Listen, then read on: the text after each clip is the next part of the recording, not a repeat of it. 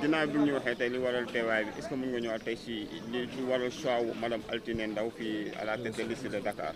En tout cas, commencer par d'abord prier pour le repos de l'âme de notre oncle, en l'occurrence le défunt époux de Altiné Sow, connu sous le nom de Tina, que le paradis soit sa dernière demeure et que la terre lui soit légère. Et que la terre lui soit légère. Et ma présence à Médina ne doit pas surprendre.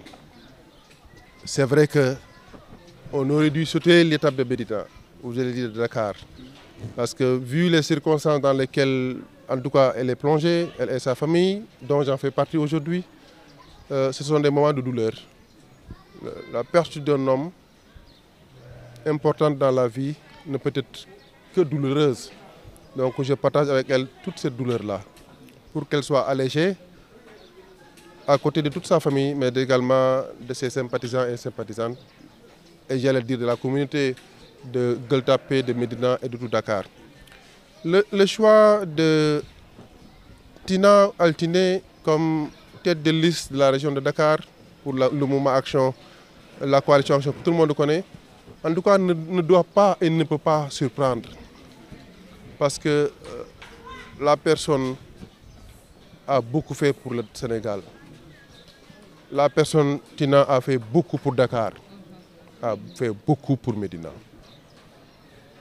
Et si l'Assemblée nationale et l'hémicycle où se retrouveront ou se retrouvent des personnes qui se battent pour l'intérêt national, pour l'unité nationale, pour le bien-être des Sénégalais, je ne peux pas voir identifier une personne aussi apte à être représentante du peuple que Altiné Sow. Altiné est dans tous les secteurs sociaux, j'allais dire de développement sociaux, dans l'entraide, dans le partage avec ces fameux laquettes calbasses. J'ai été particulièrement séduit quand le CELS, le syndicat des enseignants libres du Sénégal, l'avait pris comme marraine avec moi il y a de cela plusieurs mois. Et qui connaît le CELS, c'est leur pertinence, leur objectivité et leur désintéressement. Et cela m'a séduit. Et cela également a beaucoup joué sur le choix de Altiné. Parce que, certes, elle a été la présidente de mon programme du PDN 2024 pour l'élection présidentielle, mais autant il fallait faire un choix pour Médina. Il y a beaucoup de femmes, il y a beaucoup d'hommes. Mais tout le monde sait que mon choix a été vers Tina. Je vais y revenir. Oui, je vais y revenir tout à l'heure. Je reviens sur la personne d'abord parce que je pense que c'est important.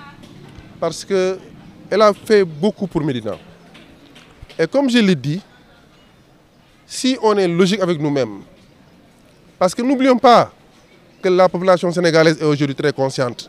Et j'en veux pour preuve l'élection de Bassirou Diomaye Faye, son Excellence, le président de la République du Sénégal, est une illustration. Personne n'a le temps de venir. Il n'a jamais été un dinosaure politique, encore moins un homme d'État. Et les Sénégalais ont porté leur choix sur lui. Si on n'est pas conscient de l'élection présidentielle, pensant qu'aujourd'hui les politiques ou les dinosaures existent, on se trompe. Et je reste persuadé et convaincu que l'élection législative va créer encore également d'autres surprises. Et j'aurais souhaité que Altiné fasse partie de ces surprises. Que les Sénégalais soient conscients comme ils l'ont été pendant l'élection présidentielle, en votant utile et juste, par leurs convictions. Parce que si c'était des moyens, si c'était un appareil politique, si c'était des moyens de l'État, ou en tout cas un système puissant, le PASTEF ne serait pas aujourd'hui à la tête de ce pays. Quel sera votre mot par rapport à la violence qui est en train d'entraîner? Regretter ça, mais avant de regretter, je viens d'être informé tout de suite encore de la disparition de Sénégalais large de nos côtes vers Mauritanie. C'est une situation assez difficile. Et nous devons tous prier et œuvrer pour conscientiser encore les jeunes, pour qu'ils comprennent que leur avenir peut être ici. Tous ceux qui m'ont écouté ont compris que depuis le pouvoir en place, je ne les ai pas critiqués. Pour une raison très simple, on ne peut pas bâtir un pays en 6 mois. on ne peut pas construire un pays en 6 mois. On ne peut pas construire un bâtiment en 6 mois. D'ailleurs, l'homme ne se construit pas en 6 mois, mais en 9 mois. Ce qui veut dire qu'aujourd'hui, j'appelle à ces jeunes de rester et de ne pas exposer leur vie. Leur destin peut être bien ici. De donner plus de temps aux responsables. De donner plus de temps au pays. Parce que sans ces jeunes, le Sénégal ne sera pas construit. Et ce pays est pour eux.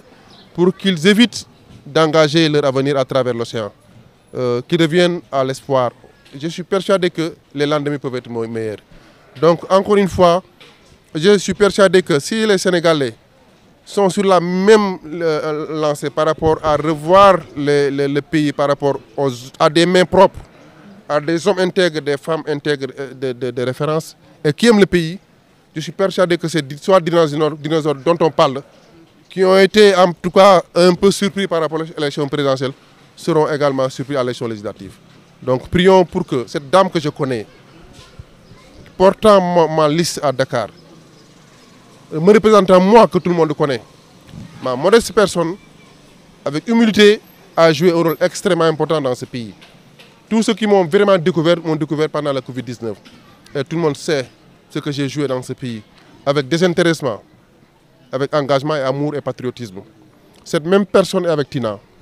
Et si on doit élire des personnes, qu'on fasse du profilage un élément important. Et c'est là où j'appelle les Médinois, c'est là où j'appelle les Dakarois, c'est là où j'appelle les Sénégalais. Et si c'est fait logiquement, comme ça, on sera à l'Assemblée nationale avec Tina, Inch'Allah. On a vu un État sans solution, sans discours face à ce fléau, l'immigration clandestine. Est-ce que le message ou la sensibilisation passe réellement au niveau des jeunes? Je ne dirais pas sans discours, parce que moi, je vais être un homme logique avec moi-même. Un homme qui va être honnête avec lui-même. J'ai personnellement écouté le président Diomaye Faye qui a lancé un message. Et l'État, c'est le président de la République. Donc, il a lancé un message. Peut-être qu'il n'est pas écouté, il n'est pas entendu. Et c'est là où je dis on profite de cette antenne, à l'image d'autres antennes, pour encore lancer un appel aux Sénégalais. Pour dire que la mer a trop tué. Que vous, journalistes, que je félicite et je remercie, continuez à donner le micro à ces personnes qui doivent lancer un message à l'endroit de ces jeunes. Pour le bien-être des populations.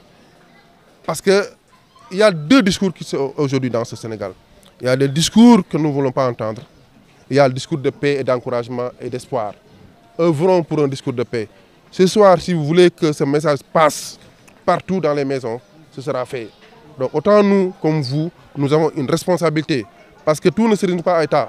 Moi, je ne suis pas de l'État, mais je veux être un Sénégalais modèle, qui ne voit que du bien et qui ne dit que du bien. Et le Sénégal a besoin de ça. Et c'est pourquoi, encore une fois, soyez autour, en tout cas unis autour de l'essentiel. Aujourd'hui, le Sénégal doit être un même bloc. Et je voudrais que tous ceux qui ont entendu ce qui s'est passé aujourd'hui avec la disparition n'en profitent pas pour une campagne politique, mais qu'ils fassent de cette situation un problème de tous les Sénégalais et qu'ils lancent un message, comme j'ai eu à le faire quand le siège de Taxawu a été attaqué, quand j'ai eu à le faire quand la caravane d'Ousmane Sonko a été attaquée. Œuvrons pour la paix et l'unité du pays. ñu ñëw ci wolof tey nga daal di ñëw Médina wéyal sa campagne gannaaw ba nga defee sa tournée nationale jaar Pikine jaar Guédiawaye jaar ci d'autres communes jaar ci d'autres départements tey nga ñëw certifié benn responsable bu mag ñu koy wax Adja Altine Sow nekk femme boo xamante ne dafay def ci développement communautaire nekk koo xamante ne dafa amal njëriñ askanam nga tànn ko def ko tête de liste département au niveau de Dakar yan kàddu ngay wax ci loolu. sant yàlla yow wax nga lépp parce que boo ma décrire ci naan Altine rek.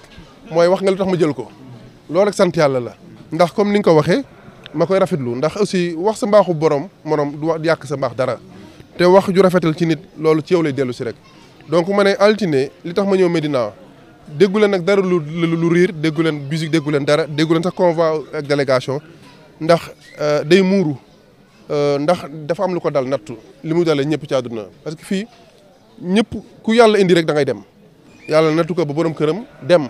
mu nangu ko nag waaye lu metti la muy loo xamee ne nañuy ñaan yàlla borom këram boobu génn àdduna yàlla xaare ko àjjana ak képp ku mu fa fekk yàlla may ko xolu muñ metti na lool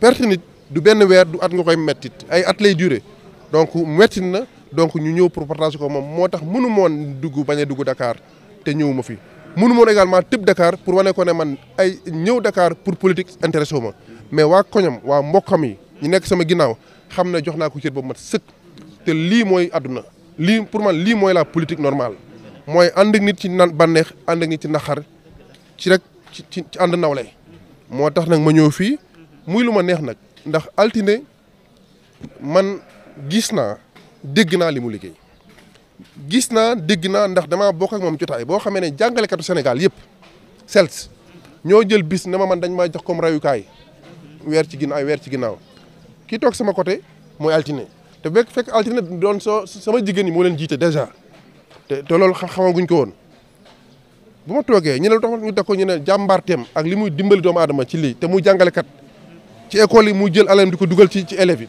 di ko dugal ci Médina ak Dakar ak ci jeunesse bi kooku bu fekkee da ngay tànn député même bu dul woon man ñu ne dañ ko war a jël yóbbu ko assemblée bu fekkee damaa bëgg rek ñu ne Sénégal moo ñu ñor que njëriñu réew mi la ñuy wax altine am koy assemblée kooku chance lay doon.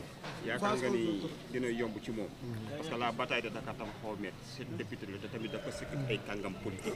bu ko nit ñi fayee borom lu yomb lay doon bu ko nit ñi fayee borom xaw ma ne bu ñu ko fayul borom bor nag mooy bi ñu la lebal ak bi ñu lebal sa morom ak bi ñu lebal keneen parce que parfois les gens disent que ah man de defalu ma mais bul xool ne defalu ma xoolal est-ce que defal na ku baax parce que il faut faire un choix da ngay tànn dafa am solo ci àdduna surtout fi ñuy tànne kenn warul tànn ndax li la neex wala li nga bëgg da ngay tànn li gën pour sa réew loolu il faut ñu koy bañ a fàtte te nag ku xool li xew ci Diomaye Faye nga xamee ne tànneef bi mën na nekk ndax Diomaye fal nañ ko muy président de la République du Sénégal te kenn xaaru ko woon punkal yaa ngi fi woon de état yaa ngi fi woon mooy son excellence mais sénégalais ñoo jóg jàpp ne lii moo ñu gënal ñooy wane ñoom ñoo moom réew mi loolu am surprise boobu ba dinosaure yooyu ñu naan fu ñu jaar loolu laa jàpp ne buñ ko jàppaatee lii ñu xool rek koo xam ne mooy profil bu baax bi ku dimbali am loo def parce que tey bu ñu ne woon dañuy ñuy tànn balaa ñu la tànn dañ naan loo fi def yéen ñëpp xam ngeen ne dinaa mooy dem assemblée loolu laa ñaan waa Médina ñu bàyyi ci xel ki lay dimbali bu yorul dara ki lay xeexal bu yorul dara xam nga ne bu ko état joxee mu defal la mu dimbali la te la présence à l'hémicycle va régler beaucoup de problèmes ne serait-ce que pour Dakar donc am naa ci xel bu rafet su ma ceemoonu xel du ma ko sax man sax du ma dem élection donc may ñaan li ma ko yéene waa Médina yéene ko ci lu baax yàlla na yàlla sottil ko mu dugg assemblée ak jàmm ak salaam ba ñu ñëw fii ñu gis li ñuy xam mooy dina taxawal waa Médina man dama ko xam bu baax a baax dina taxawal Médina taxawal réew mi bañ naan nekk te yéex na ndax loolu la ñu bëgg maa leen di gërëm di leen sant wa salaam. ñun aussi ñu ngi lay jaajëfal gis ngeen kàddu yu am solo yi nga xamante ne nii le professeur Daouda Ndiaye wax na ko nekk tête de liste nationale de la coalition Action. voilà mu nekk tête de liste nationale de la coalition Action ñëwoon fi nga xamante ni Médina pour gis ki nga xamante ni mooy Adja Altine Sow nekk aussi tête de liste départementale bu.